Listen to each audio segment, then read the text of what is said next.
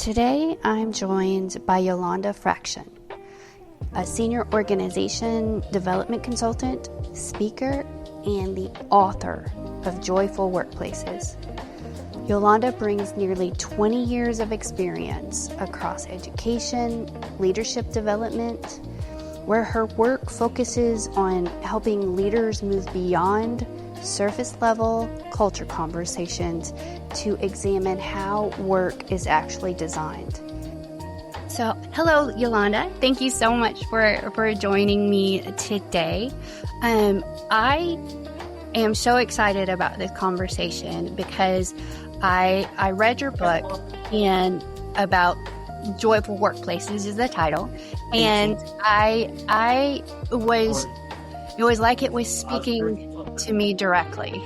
So, as somebody starting to engage with your book, what is it that you hope that they take away from it at the end of the experience? Yeah, I appreciate you, first off, having me on the show, Angela. It's an absolute pleasure to be on the show and to be able to share with your audience today. The biggest thing that I hope that audiences will take when they hear this podcast episode is that work can be more, that we don't have to just survive and dread our work and look forward to Friday and dread Monday, but that work can be more for everyone. It can be more effective. It can be more efficient, and it can be something that we just don't tolerate, because a lot of people, Angela, are just waiting until retirement, waiting until vacation or their PTO. They're not really living their life, their professional life or their personal life. And I think that's the single most thing that I would love for people to take away, is that work can be more, it can be more effective, and it can be ultimately joyful. That's the outcome of an effective and high functioning workplace. That sounds amazing. But as we've all experienced, there are workplaces that are not there yet. And I think there's a lot of conversation around, your life's purpose and finding your alignment and all that. But sometimes at the end of the day, that doesn't feel like it exists for a lot of people. How do you advise or help people to start taking those steps towards that? Yeah, the first thing is agency, because it's a mindset first before a physical behavior or an action. Mm-hmm. Agency. It's what can I influence or what can I control? So we talk about the locus of control, right, at the individual level. So at the individual level, an individual contributor, somebody who does not manage anyone, manage people, they might think, well, what agency do I have in my workplace? I work 8:30 to 4, 9 to 5. How can I possibly change my environment? And so one of the things I really invite for people is to think about who are the people in your circle, in your workplace. Oftentimes, you actually have more control than you think you have. You might have people who sponsor your work, people who celebrate your work, who talk about you in rooms that you're not in. Those are people who you can go to, and maybe those people might be your people managers or senior leaders. There might be people that are peers of yours that you can talk to. So I would say to really think about your network and your community that you're in and start there. A lot of times these things are grassroots efforts. Workplace can be very big with thousands and thousands of people depending on the size of your workplace. But first start within your team or the people who are specifically within your environment. That is a fantastic advice. I want to focus on the middle manager, because they have to translate and they have to also are held to account for the people that work with them. How do they, with that weight, with that responsibility, how can they start to influence and help the people that are working with them and for them to experience that joyful workplace that you talk about? So yeah, that's a fantastic question. That's a fantastic question. I think a lot of times, people come into middle management and they're a high performer, or they're doing well in a technical area or a subject matter expertise, or they're a SME, right? So I think it's really important, first off, that they realize that they want to leave. I mean, I know that sounds very simple, but just you have to sit with yourself and say, do I want to lead people, right? Do I want to have that influence on people?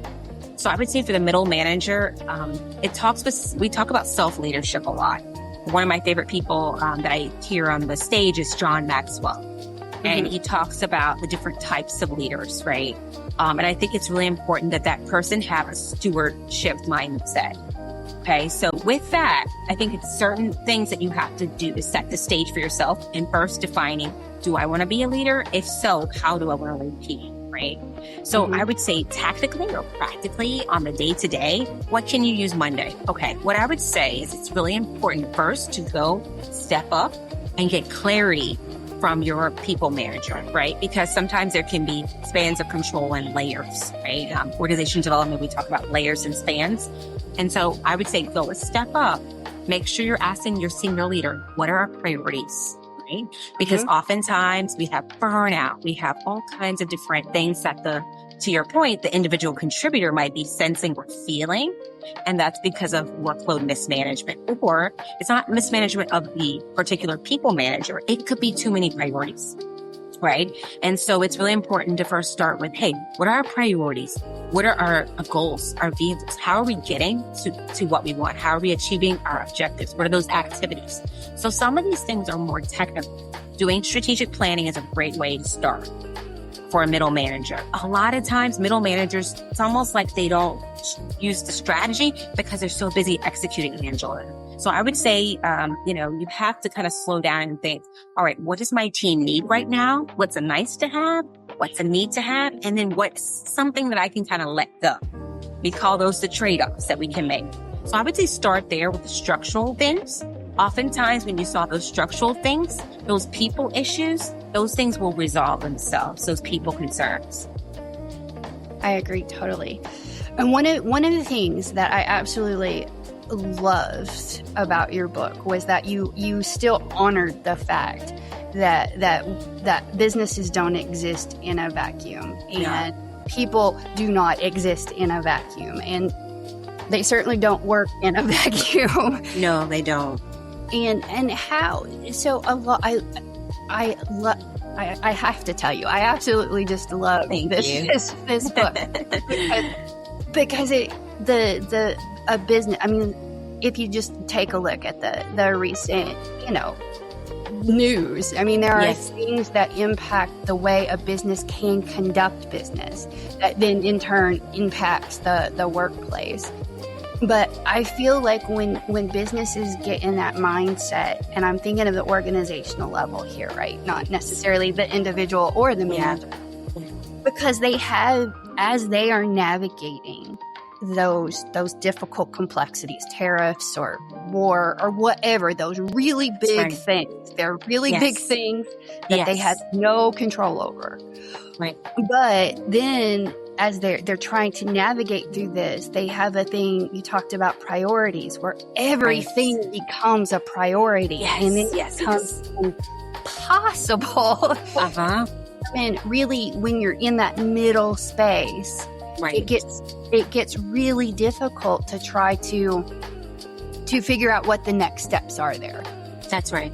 A lot of times, no negotiation is happening, right? I think sometimes people I've seen over the years, it's want to keep the peace, I call it, or have harmony.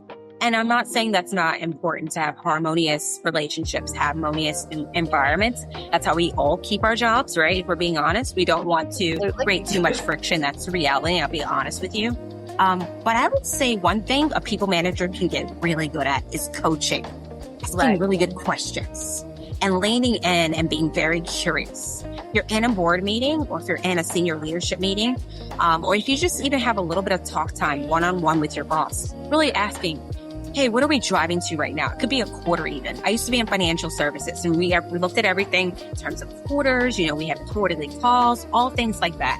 And to your point of tariffs and regulations, all those different things that are happening at the speed of light and are changing in front of our very eyes, we need to talk about it.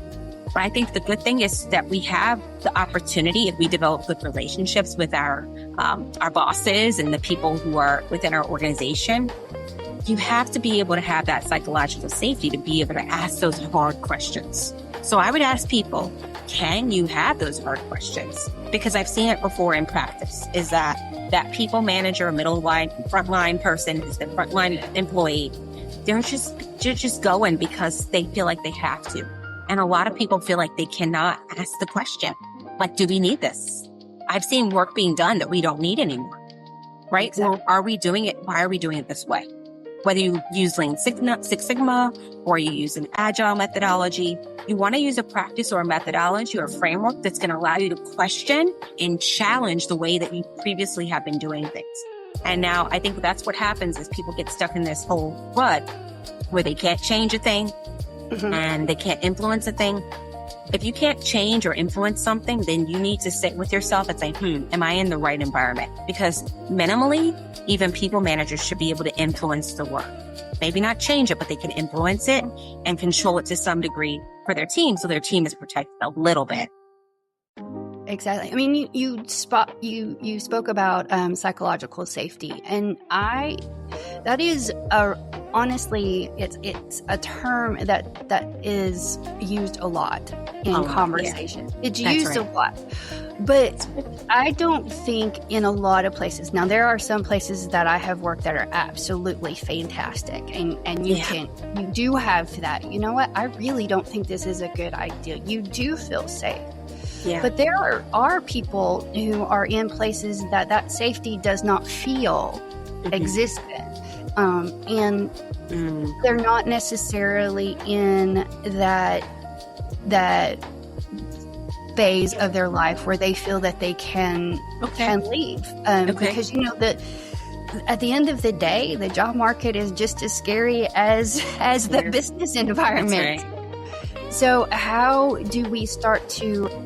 And I do want to address this kind of to an organization, because I do feel like organizations want their employees. Yeah. I do assume good intentions, but just because someone assumes that they're safe does not mean they create the environment that feels true. That's right. So that's a fabulous question, Angela, because I know colleagues and friends, people within my very close circle where perhaps what you're saying is true.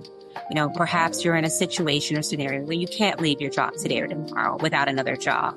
Maybe you do have a bad boss. Maybe you are overwhelmed by the work and you're experiencing burnout.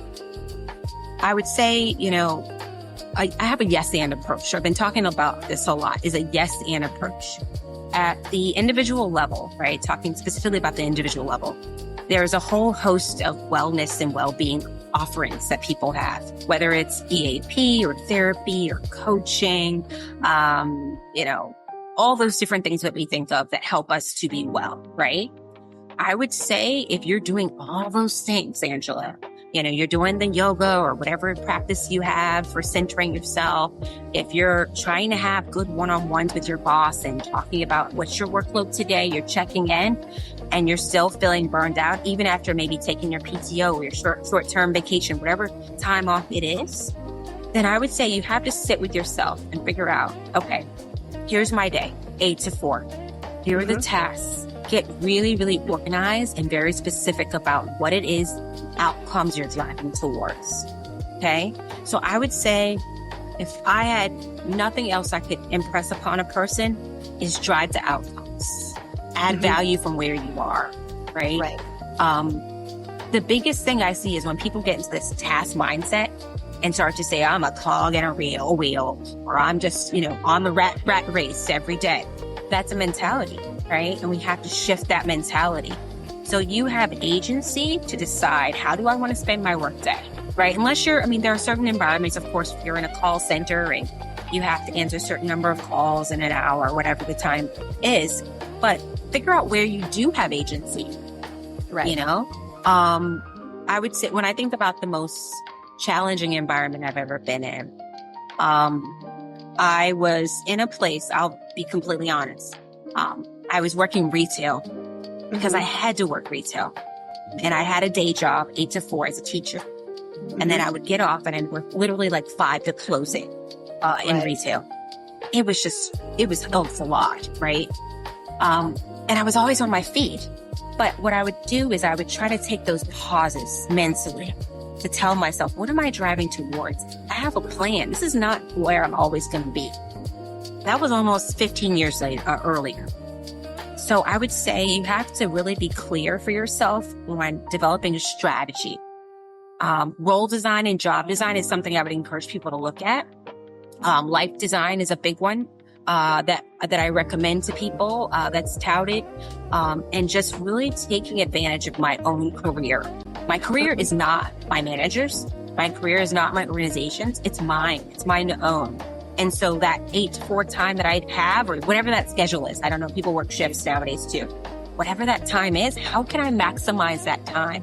Can I ask my boss to learn a new skill? Can I use LinkedIn Learning to learn something new? But you see what I'm saying, Angela? We have to take advantage of, it's a flipped mindset of, gosh, I can't wait to leave, versus what can I do while I'm still here? Right. Honestly, it's the main premise of what I mean when I talk about nourish before demand, and what in this particular work as to what we can do as individuals to prepare for that demand. And I think I've run across a lot of people who feel like the meaning is just to rest or just to do, and it's not really. It's really about taking an inventory, like you said, about where I am and where I started.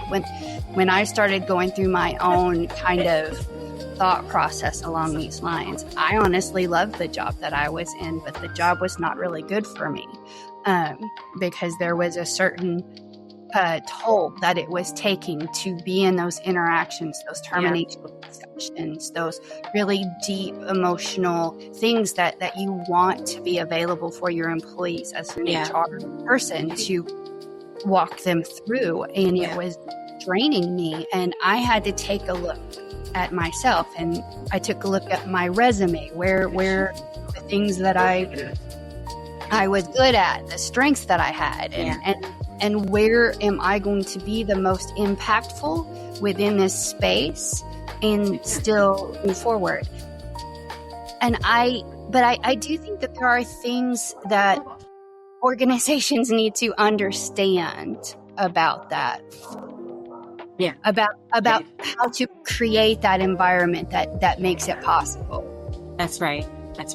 Yeah, I think, if someone is a people manager or senior leader, right, it's going to look different. And as you know, there are different levels to this. So there's senior management or senior level, and you have your C-suites and things of that as well. And then you have contributors, you have your middle managers. I would say it's really important for people to understand their environments and how they can shape. And I use the keyword shape. How they can shape and foster what's in their environment. And I'm not saying, if you're not an individual contributor, that you can't support other people in other ways, right?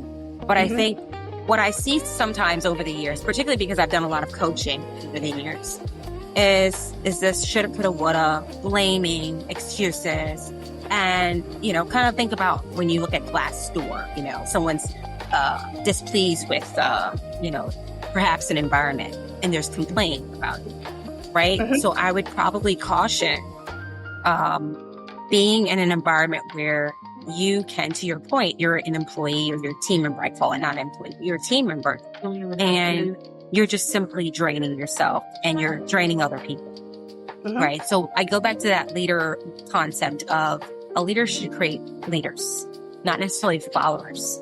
So you have to create that ability in yourself to be able to lead people. And that's where I think all this connects to the well-being and wellness. So in my book, I don't talk as much about well-being and wellness. However, well-being and wellness is absolutely essential. You have to have that component. You have to be well in order to lead people. So I think that's one part, Angela, is I would stress is that, if you're doing all these things and you feel like you're not getting anywhere, then you have to make a plan for yourself. That doesn't mean you leave your organization today or tomorrow, but maybe you recognize this is a toxic environment. This is not a healthy environment. This is not an environment that I want to stay in long term. And so I may need to be starting to make a plan for myself to exit the organization. However, while I'm still in the organization, I'm going to add value where and when I can. Right.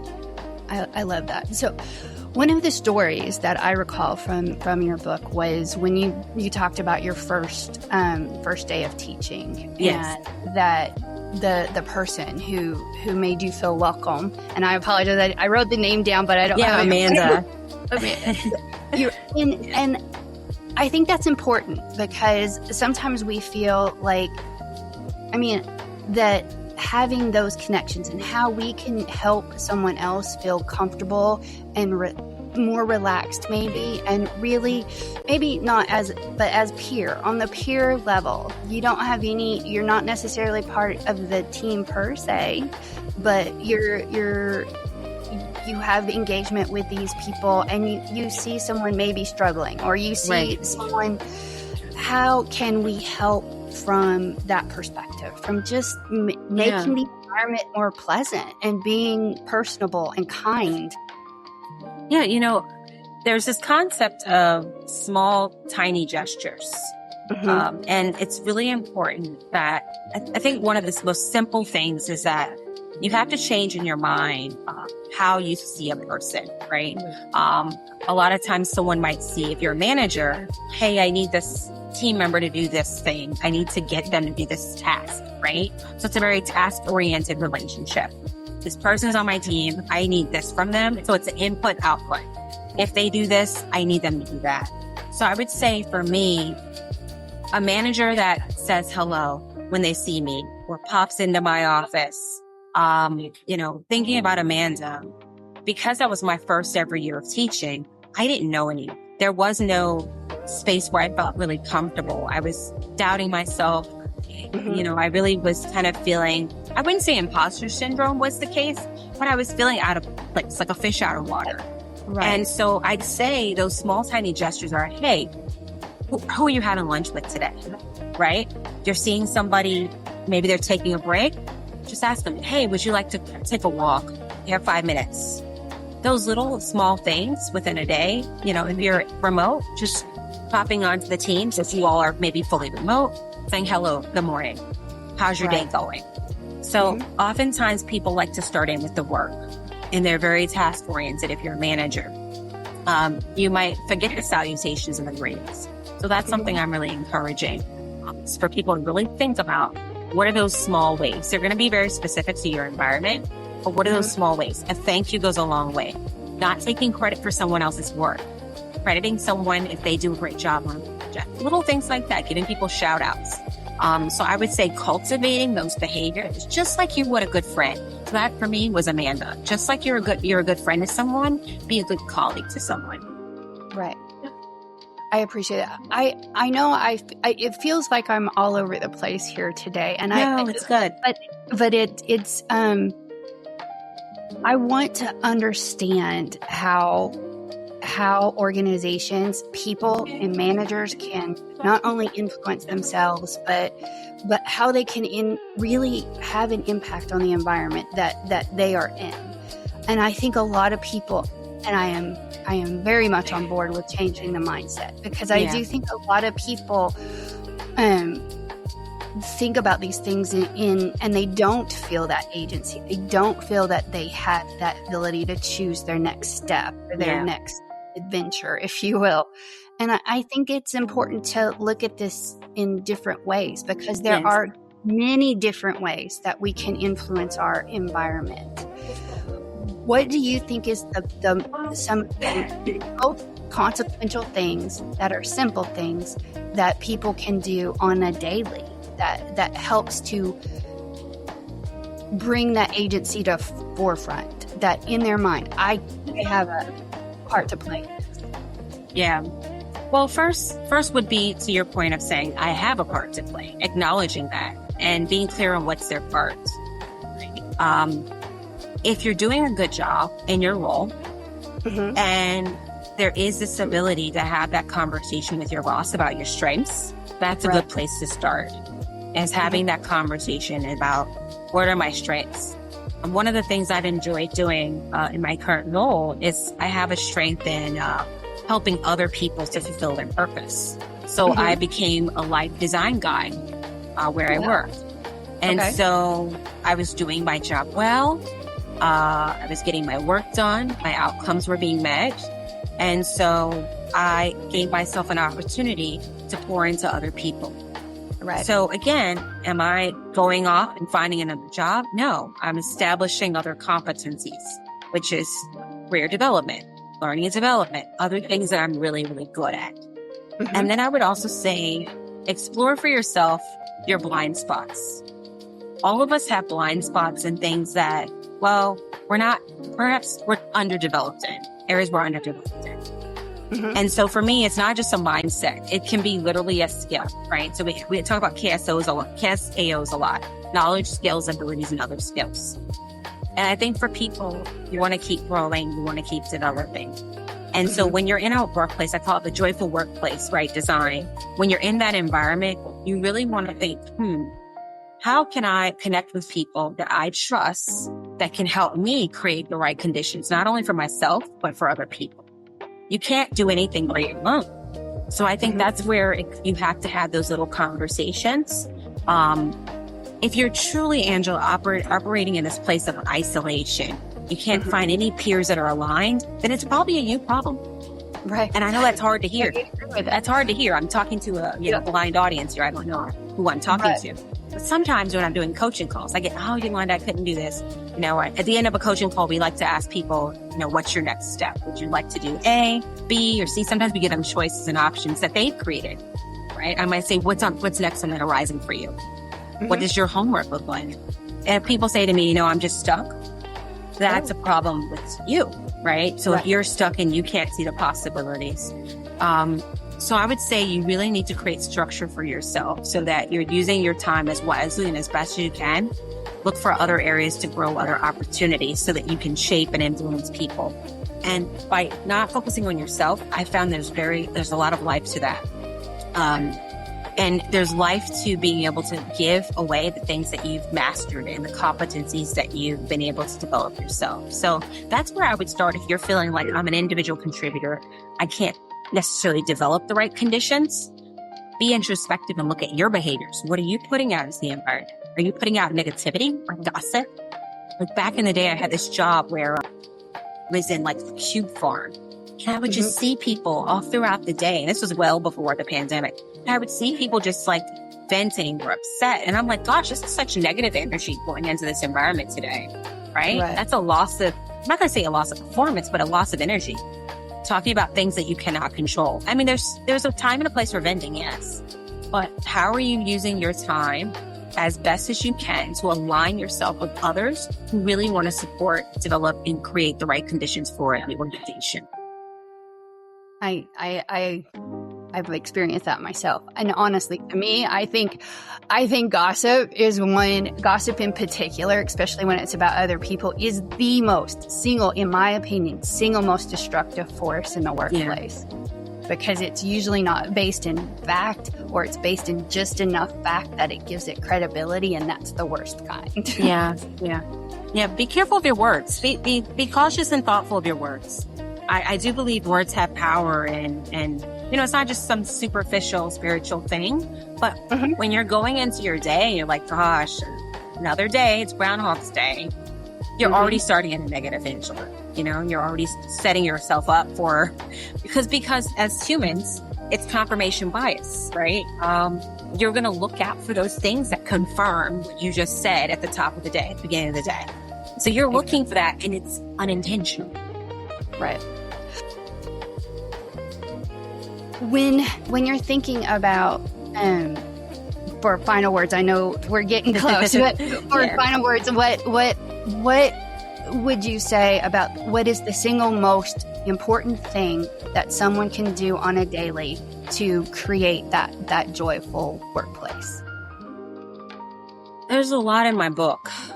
At the end of the book, I talk about there's good work to be done. There's a lot of work to be done, but you cannot do all the work that you really want to do without your senior level leader, your executive level leader. Right. So I would actually invite and encourage people to have more conversations with their leadership. Right. I understand that sometimes you're not in a harmonious environment where you feel comfortable developing that relationship with your senior leader. And if you cannot, if that framework or structure is not there, see what are the programs, the events, or the things that you can attend and go to, right? When I first started working at the environment I'm in now, I literally was looking, what are the opportunities for me to meet and greet my senior leaders and get to know them? What are the town halls that they're having? What are the webinars that they're having? So that I can understand their priorities. Because I think oftentimes as an individual contributor, you're feeling like sometimes like you're on an island. Like what are the vision? What's the vision? What are the priorities I'm mapping to? Some people have OKRs or KPIs or key performance indicators, things like that. But if you don't see where you're headed, you don't see you're going, you have no purpose and no vision, then you will feel defeated before you feel like you can start and create those environmental conditions. So I would say connect to that organization's vision as best you can. And then based on that, try to align your vision, to wherever the organization is going. Start there. That's a small seed that I would plant with people, is start at getting to know the people around. Okay, that is fantastic. And I appreciate you so much coming on with me today and talking through your book. It is a fantastic book. I highly recommend it. I read it twice. Oh my gosh. Wow. Amazing. So I appreciate the words that you wrote, the wisdom that's in there, and I encourage everybody to do that. So thank you so much for your time. Thank you, Angela. And I say to everyone, be encouraged, keep being persistent.